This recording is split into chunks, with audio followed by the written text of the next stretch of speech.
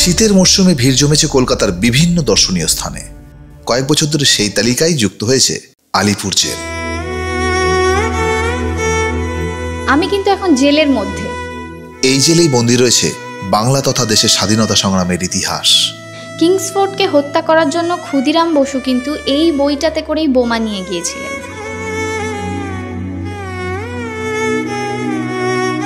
নেতাজি সুভাষচন্দ্র বোস, জওহরলাল নেহেরু, কাজী নজরুল ইসলাম, যতীন্দ্রমোহন সেনগুপ্ত আরও অনেক বিশিষ্ট বিপ্লবীরা এখানে বন্দী অবস্থায় থেকেছেন। এইখানে এইভাবে এই মডেলগুলোর মাধ্যমে দেখানো হচ্ছে বন্দীরা কিভাবে থাকতেন। এই জেলেই ফাঁসিতে মৃত্যুবরণ করেছিলেন দীনেশ মজুমদার, দীনেশ গুপ্তরা। ফাঁসি দেওয়ার পর শবদেহ এখানে এনে পরীক্ষা করা হতো যে প্রাণ আছে না নেই। এখানে কিছু জায়গায় এখনো আগের মতোই আছে। আর এই জায়গাটা কিন্তু পুরো শুনশান, একদম চুপচাপ জায়গা। আপনি চাইলে সারাদিন এই মিউজিয়ামের ভেতরেই কাটাতে পারবেন। ভেতরেই আছে খাওয়ার ব্যবস্থা, কফি হাউস থেকে শুরু করে ফুড জোনও রয়েছে। সব মিলিয়ে ইতিহাসের স্বাদ নিতে ঘুরে আসতেই পারেন আলিপুর জেল, আলিপুর মিউজিয়াম।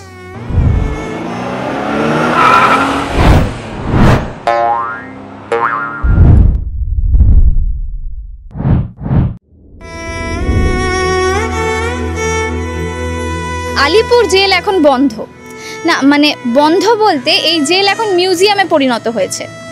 2019 সালে 2 ফেব্রুয়ারি নাগাদ এই জেল বন্ধ করে দেওয়া হয় এবং কিছুদিনের মধ্যে এটাকে মিউজিয়ামে রূপান্তর করা হয় এবং সর্বসাধারণের জন্য ওপেন করে দেওয়া হয়।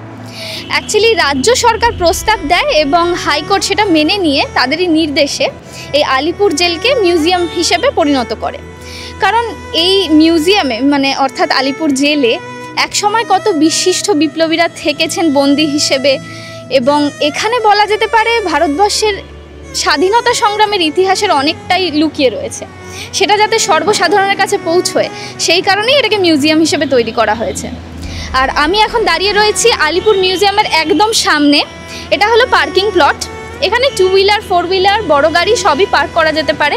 তো আপনারা গাড়ি নিয়ে আসলে কোনো অসুবিধা হবে না।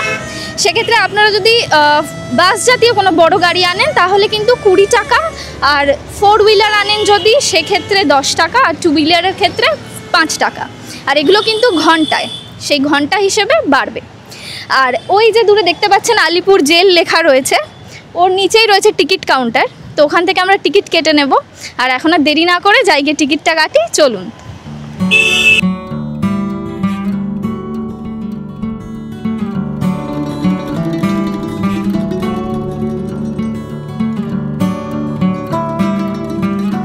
এই যে কফি হাউস লেখা জায়গাটি দেখতে পাচ্ছেন, এখানে একটা রেস্তোরাঁ রয়েছে। এটি হলো সেই রেস্তোরাঁয় ঢোকার বাইরের দিকের গেট। এই যে এখানে একটা গ্রিন কালারের বোর্ড দেখতে পাচ্ছেন, এর মধ্যে লেখা আছে light and sound show, entry fee 100 টাকা। কারণ লাইট অ্যান্ড সাউন্ড শো এর জন্য 100 টাকা দিয়ে আলাদা টিকিট কেটে ঢুকতে হবে। যাই হোক, এই যে বাঁ দিকের গেট, এখান থেকেই মেন দরজা আলিপুর জেলে ঢোকার। এখান থেকে ঢুকেই টিকিট কাউন্টারে যেতে হবে। এই যে কিউআরটা দেখতে পাচ্ছেন, এটা স্ক্যান করলেই আপনারা আলিপুর জেল সম্পর্কে একটা বিস্তারিত ইউটিউব ভিডিও পেয়ে যাবেন। যাই হোক, টিকিট চেক করিয়ে এবার আমরা ভেতরে প্রবেশ করলাম।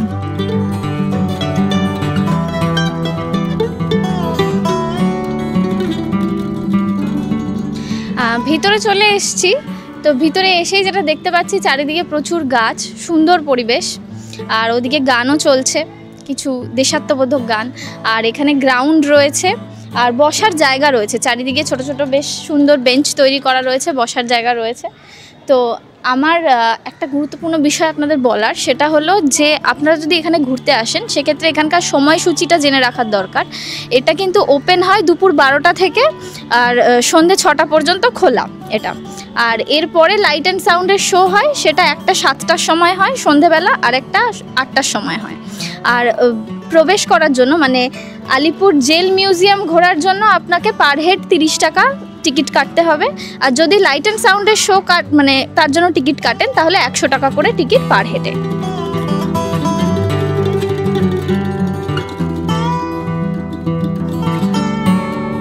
আলিপুর জেলকে বেশ সুন্দরভাবেই পরিচর্যা করা হয়েছে যবে থেকে মিউজিয়াম হয়েছে। আগে হয়তো এরকম ছিল না যখন জেল ছিল এটা।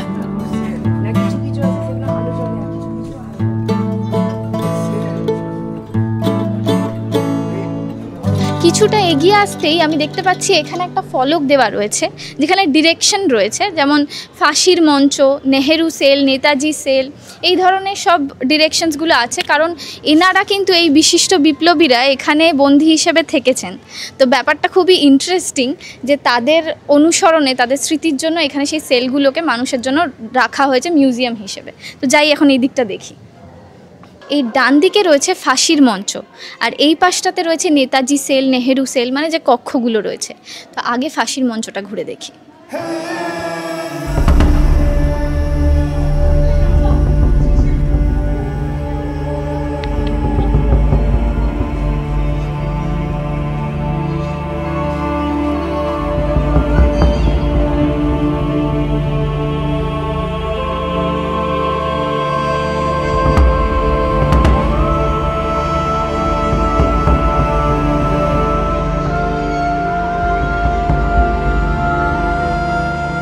এটাই কিন্তু সেই ফাঁসির মঞ্চ। এখানে বহু বিশিষ্ট বিপ্লবীদের ফাঁসি দেওয়া হয়েছিল। লাস্ট ফাঁসি হয়েছিল ধনঞ্জয়ের। ধনঞ্জয় কোনো বিপ্লবী নন, তার ফাঁসি হয়েছিল 2006 সালে। এখানে কিন্তু বিনয় বাদল দীনেশের, সেই দীনেশ গুপ্ত, বিপ্লবী দীনেশ গুপ্তরও ফাঁসি হয়েছিল এই ফাঁসির মঞ্চে।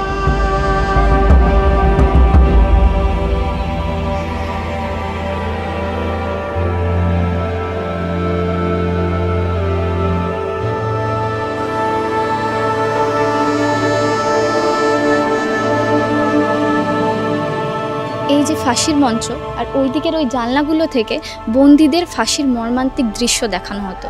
কি প্যাথেটিক ভাবুন। এই যে এই বিল্ডিংটিতে কিছু মডেল সেইভাবেই দাঁড় করানো রয়েছে, যাতে মৃত্যুদণ্ড দেখে তারা শুধরে যায়, তার জন্যই এই ব্যবস্থা। এটা হলো অটোপসি রুম। ফাঁসি দেওয়ার পর শবদেহ এখানে এনে পরীক্ষা করা হতো যে প্রাণ আছে না নেই। আর যদি সামান্য প্রাণও থাকতো তাহলে তা গলার নলি কেটে পুরোপুরি শেষ করে দেওয়া হতো, আর রক্ত বয়ে যেত এই ড্রেন ধরে বাইরের দিকে।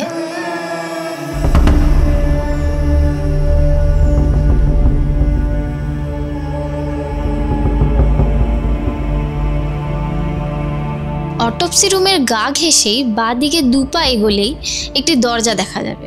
এই যে এই দরজাটা হলো নির্জন কক্ষের দরজা। ফাঁসি দেওয়ার আগে কয়েদিদের এই নির্জন কক্ষেই এনে বন্দি অবস্থায় রাখা হতো।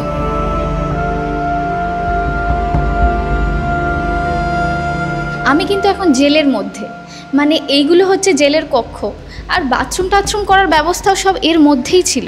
ভীষণ প্যাথেটিক কিন্তু ব্যাপারটা।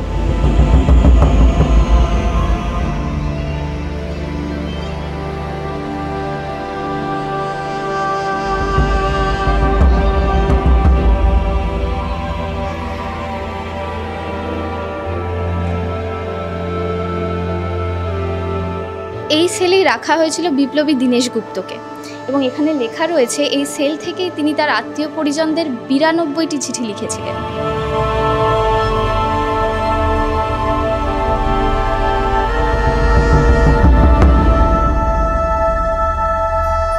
ফাঁসির মঞ্চ দেখা হয়ে যাওয়ার পর আমরা এই জায়গাটায় ঢুকবো। এখানে নেতাজি কক্ষ, আরও বিভিন্ন সেলসগুলো রয়েছে।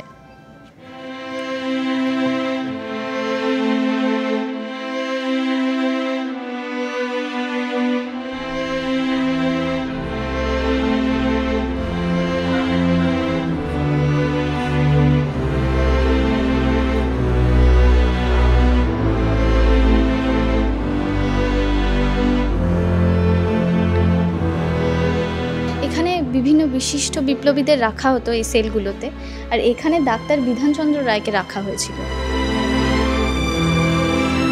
আচ্ছা, আপনারা এখানে এসে কিন্তু এইগুলো স্ক্যান করলে, এই কিউআরটা, তাহলে অডিও গাইড পেয়ে যাবেন। আচ্ছা, এখানে সিঁড়ি দেখতে পাচ্ছি, এর ওপরেও কিন্তু আরও অনেকগুলো কারাগার রয়েছে। তো এই ওপরটা ঘুরে দেখি একবার।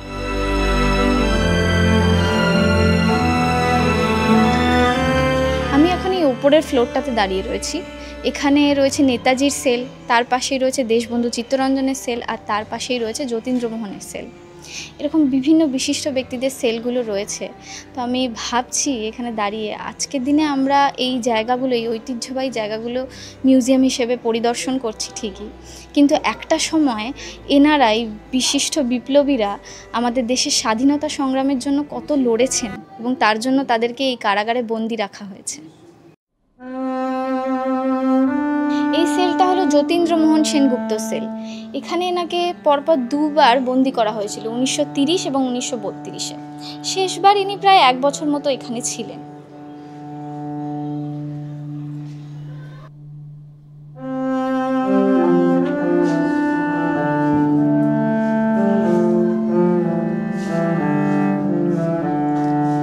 এই যে এইটা কিন্তু চিত্তরঞ্জন দাসের সেল।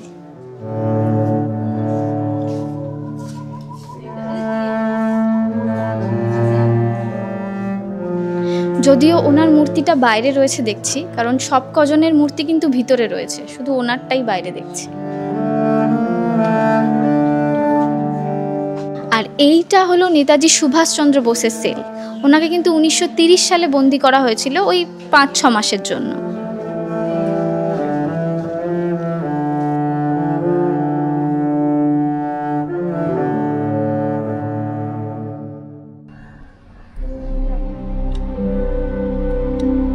বিপ্লবীদের কক্ষ থেকে বেরিয়ে এই রাস্তা ধরে কিছুটা গেলেই পড়বে নেহেরু কক্ষ।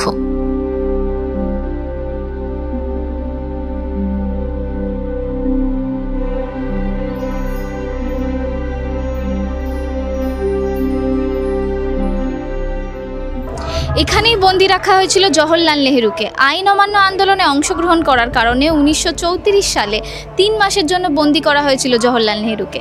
আর এখানে বন্দি থাকা অবস্থায় তার সাথে তার মেয়ে ইন্দিরা গান্ধী দেখা করতে আসতেন। ঠিক এই যে এখানে ইন্দিরা গান্ধীর একটা মূর্তি দেখতে পাচ্ছেন, এখানেই তিনি অপেক্ষা করতেন তার বাবার সাথে দেখা করার জন্য এবং কথা বলার জন্য। 2 সপ্তাহ অন্তর 20 মিনিটের জন্য ইন্দিরা গান্ধী তার বাবার সাথে দেখা করতে আসতেন।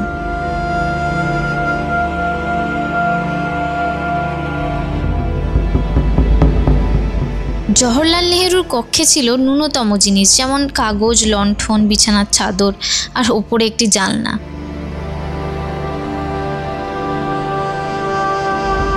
এবার আমরা দেখব সেমিনার হল।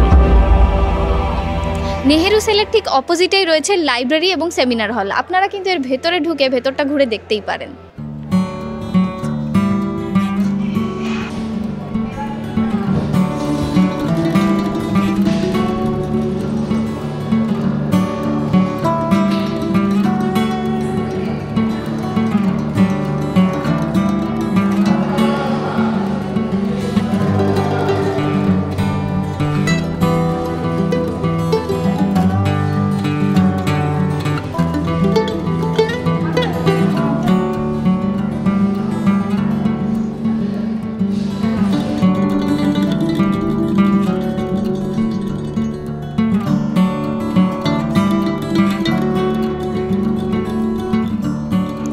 এই যে গোল বাড়িটি দেখতে পাচ্ছেন, দেখুন এই বাড়িটার ঠিক পাশ থেকে একটা সিঁড়ি উঠে গেছে। এটাই হলো এন্ট্রি এই বিল্ডিংটার। এখানে আন্দামান নিকোবর দ্বীপপুঞ্জের সেলুলার জেল, বা যেটাকে আমরা কালাপানি বলেও চিনি, সেই জেলেরই একটা মডেল ক্রিয়েট করা হয়েছে, মানে একটা ছোট্ট মডেল। এখানে গেলে কিন্তু আপনারা ভারতের বিভিন্ন স্বাধীনতা সংগ্রামীদের, বা আমাদের বাংলারও বেশ কিছু স্বাধীনতা সংগ্রামীরা ছিলেন, তাদের যে জীবনযাত্রা ছিল তার কিছু জিনিস এখানে বোঝানো হয়েছে মডেলের মাধ্যমে। তো যাই ভেতরটা গিয়ে দেখি।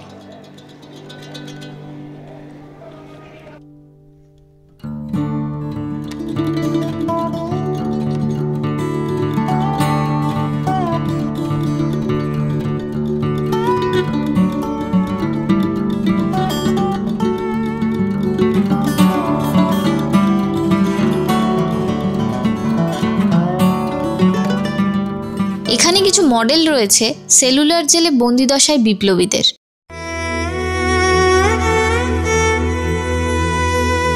আর সেলুলার জেলটি অ্যাকচুয়ালি কেমন সেটা ছবির মাধ্যমে এই ডিজিটাল ডিসপ্লেতে দেখানো রয়েছে।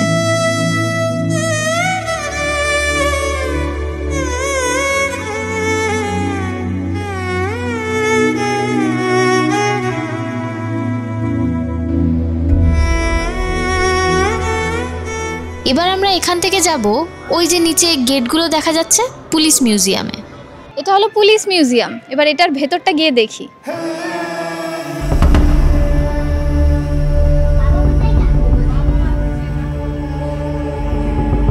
কিংসফোর্ডকে হত্যা করার জন্য ক্ষুদিরাম বসুকে কিন্তু এই বইটাতে করেই বোমা পাঠানো হয়েছিল। আর এছাড়াও এখানে আরও বিভিন্ন রকমের জিনিস রয়েছে, যেরকম এগুলো হলো বোমার খোল, এগুলো বোমার কাভার অ্যাকচুয়ালি। আর এখানেও সেই সবই মডেলগুলো রয়েছে। আরও নানান ধরনের জিনিস রয়েছে, বিভিন্ন অস্ত্র রয়েছে যেগুলো সেই সময় ইউজ করা হতো, যেমন এখানে অনেক রিভলভার রয়েছে, এখানেও তাই। এই পুলিশ মিউজিয়ামের ভেতরে যেমন আপনাদের শুরুতেই দেখালাম বিভিন্ন রাইফেল এবং গোলা বারুদের কভার, সেরকমই ডিফারেন্ট জিনিসপত্র রয়েছে। এখানে প্রায় 9-10টা মতো রুম রয়েছে। সেই প্রত্যেকটা সেলের মধ্যে তৎকালীন সময়ে ব্যবহৃত বিভিন্ন রাইফেল, আরও নানান ধরনের উইপেন্স যেগুলো আছে সেগুলোকেই শোকেস করে রাখা রয়েছে। এমনকি বিভিন্ন মামলায় ইউজ হয়েছে এমন জিনিস এবং বিভিন্ন সংগ্রামীদের দেহ থেকে বার করা বিভিন্ন গুলির টুকরো, এমন সমস্ত জিনিসপত্র এখানে সযত্নে রাখা হয়েছে। মানে প্রায় 100-150 বছরের পুরনো জিনিসপত্রকে, মূল্যবান জিনিসপত্রকে এখানে সযত্নে সংগ্রহশালা হিসেবে তৈরি করে রাখা রয়েছে।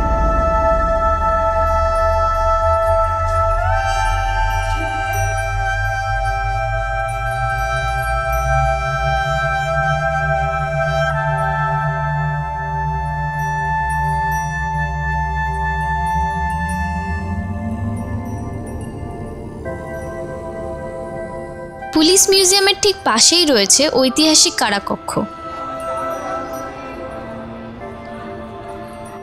আচ্ছা, এই বিল্ডিংটা কিন্তু একেবারে পুরনো সময়ের মতোই রাখা হয়েছে, মানে সেরকম রিনোভেট করা হয়নি, কারণ যাতে সেই সময়ের ফিলটা মানুষ পায়, মানে মানুষ যেন দেখতে পারে কেমন সেই সময় সেলসগুলো ছিল। তবে এইখানে হালকা কিছু রং টং করা হয়েছে, কিন্তু সেরকম রিনোভেশনের কাজ হয়নি। দেখুন এখানে জানলা ঠালনাগুলো কত নিচু, বোঝা যাচ্ছে যে এখানে সেই পুরনো ফিলটা রয়েছে এখনও। এই জায়গাটা হচ্ছে 3 নম্বর ওয়ার্ড। এটাই হলো সেই সেলটা যেখানে এখনও পুরনো দিনের মতো পুরো লুক অ্যান্ড ফিলটা রয়েছে।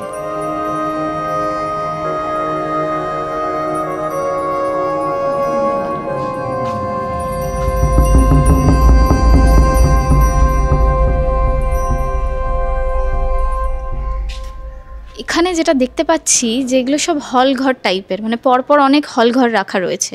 তো এখানে আমি বুঝতে পারছি যে এখানে অনেক বন্দীদের একসাথে রাখা হতো। আর এই জায়গাটা কিন্তু পুরো শুনশান, একদম চুপচাপ জায়গা।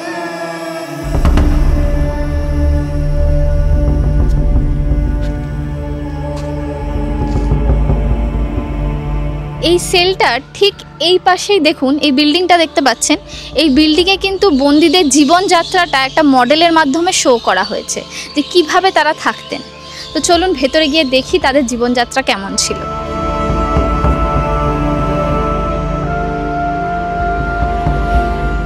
এই যে এইখানে এইভাবে এই মডেলগুলোর মাধ্যমে দেখানো হচ্ছে বন্দীরা কিভাবে থাকতেন। এই অবস্থায় রাখা হতো বন্দীদের।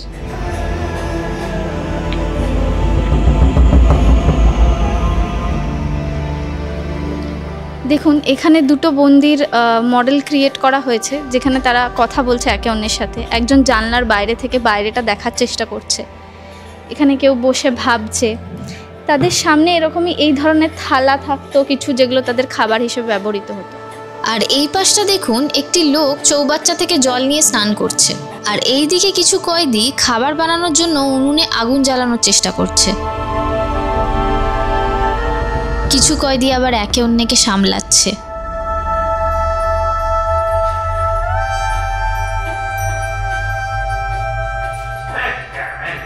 এখানে দেখুন এই মডেলটার মাধ্যমে একজন ইংরেজ সাহেব কিভাবে সেই সময় কয়েদিদের অত্যাচার করত সেটা বোঝানো হয়েছে। এই চাবুকটা দেখুন ভালো করে, চাবুকটার গায়ে পুরো কাঁটা কাটা রয়েছে। এই চাবুক দিয়ে যদি কোনো কয়েদিকে মারা হয় কন্টিনিউ, তাহলে সে তো প্রায় মৃত্যুতুল্য শাস্তি প্রতিদিন ভোগ করছে। আর এই কয়েদিটাকে দেখুন, মানে এই মডেলটাকে, জেলের কক্ষ থেকে সে বাইরের জগতে ফিরে আসার অপেক্ষা করছে।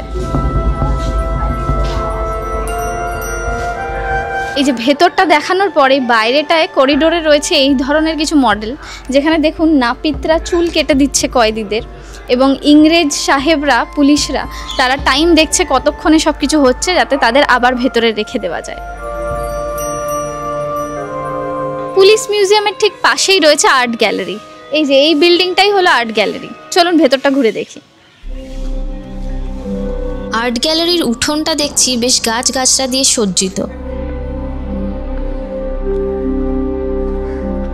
আর্ট গ্যালারির এই লনে পরপর সাজানো রয়েছে 3টি পুরানো দুর্গা প্রতিমা। হয়তো এই জেলেরই বাৎসরিক দুর্গা প্রতিমা রাখা রয়েছে।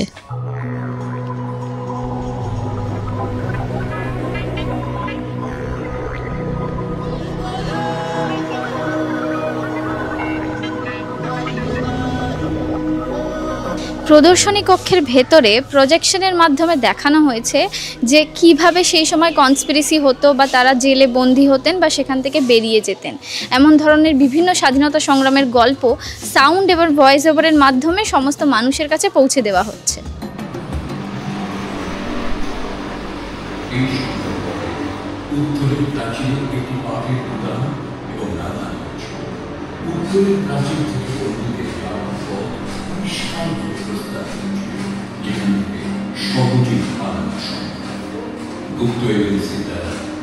গোপনে বালিশে লুকিয়ে রাখা 7টি পিস্তল, দড়ির মুনি এবং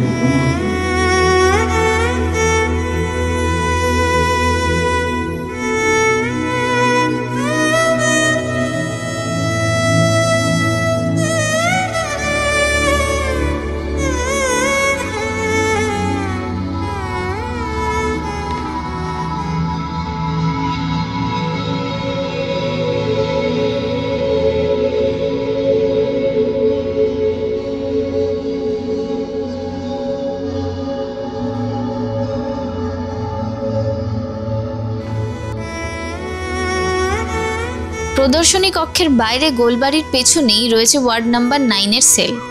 এই ওয়ার্ড নাম্বার 9 এই সেলটাতেই রাখা হয়েছিল কাজী নজরুল ইসলামকে। এখন এই জায়গাটা রিনোভেট করে একটা প্রদর্শনী হিসেবে দেখানো হয়েছে। এখন যেভাবে ঘরগুলো দেখছেন, ব্রিটিশ পিরিয়ডে কিন্তু এত সুন্দরভাবে ঘরগুলো সাজানো ছিল না, কারণ এখন এটা মিউজিয়ামে রূপান্তর হয়েছে।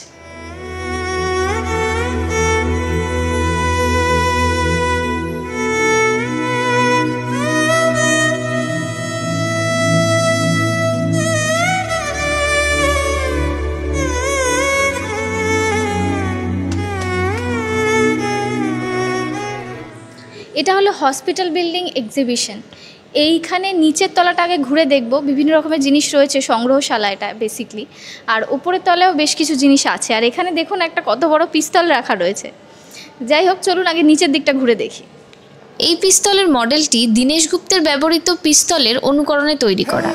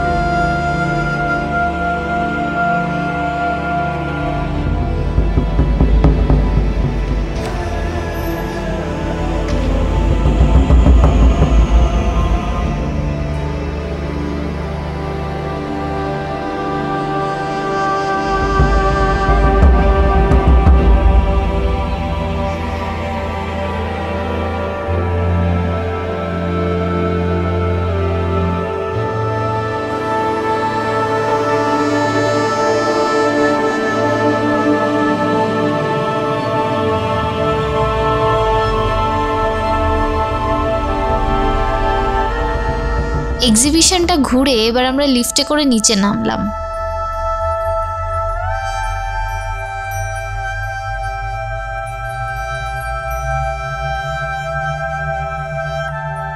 হসপিটাল বিল্ডিং এক্সিবিশনের ঠিক সামনেই এই গ্রাউন্ডটা দেখতে পাবেন। দেখুন ওখানে সিটিং অ্যারেঞ্জমেন্ট করা আছে। এই জায়গাটাই কিন্তু লাইট অ্যান্ড সাউন্ডের শোটা হয়, মানে যেটার কথা শুরুতেই আপনাদের বলেছিলাম, লাইট অ্যান্ড সাউন্ডের শো। এখানে কিন্তু বিপ্লবীদের নিয়ে বিভিন্ন রকমের জিনিস প্রজেক্ট করা হয়। এটা ওই সন্ধে 7টা এবং সন্ধে 8টার সময় হয়, এবং এটার জন্য টিকিট করতে হলে আপনাদের সেই শুরুতেই যে টিকিট কাউন্টার দেখিয়েছি ওখানেই 100 টাকা মাথা পিছু টিকিট কেটে নিতে হবে।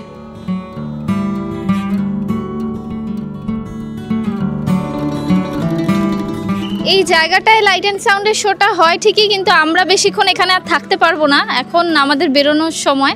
তো আপনারা যদি এখানে ঘুরতে আসেন তাহলে এই জায়গাটায় এসে আপনারা অবশ্যই লাইট অ্যান্ড সাউন্ডটা দেখে যাবেন পারলে।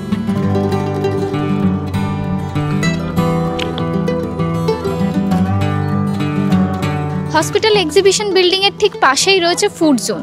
এই জায়গাটাতেই রয়েছে বেশ কিছু দোকান। এখানে কফি, স্ন্যাক্স এই জাতীয় জিনিসপত্র পাওয়া যায়। তো এখন দেখি প্রাইস কি কতটা রিজনেবল, একটু গিয়ে দেখি।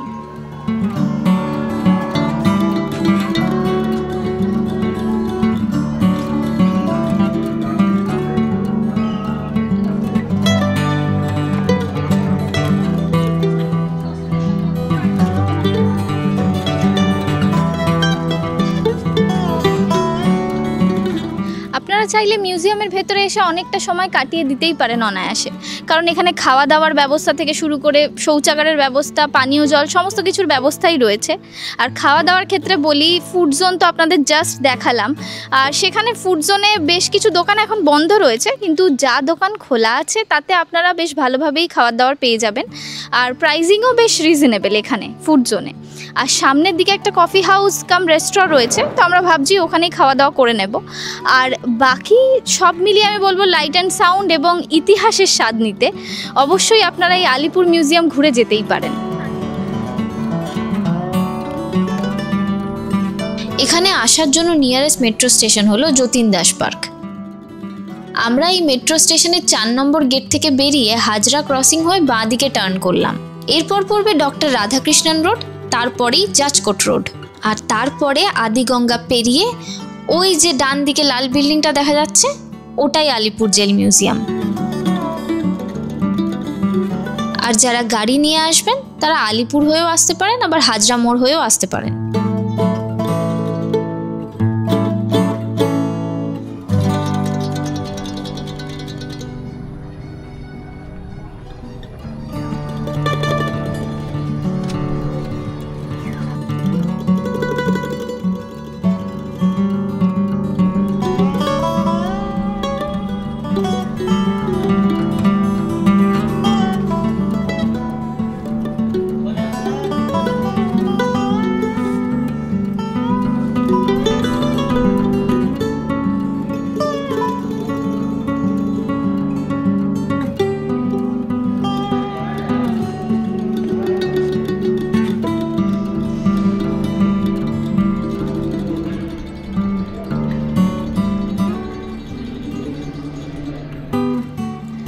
মেনুটা দেখছিলাম, তো দেখি কি অর্ডার দেওয়া যায়। প্রাইসিং মোটামুটি ঠিকঠাকই আছে, রেস্টুরেন্টে যেরকম হয়।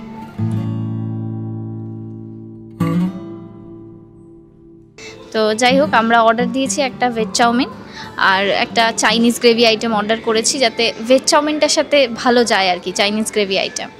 তো যাই হোক, দেখি কখন খেতে দেয় ওনারা। আর এই যে জায়গাটা আমরা বসেছি, এটা একদম সাইড ভিউটা পাচ্ছি এখান থেকে। এই জায়গাটা থেকে খুব সুন্দর লাগছে, এখানকার পরিবেশটা পুরো জেলের একদম আপার ভিউটা পাচ্ছি। খাবার চলে এসছে, তো এবার খাবার স্টার্ট করার পালা। তার আগে আপনাদেরকে মনে করিয়ে দিই, আমাদের ভিডিওটা কেমন লাগলো অবশ্যই কমেন্ট করে জানাবেন। আজকের মতো এখানেই টাটা।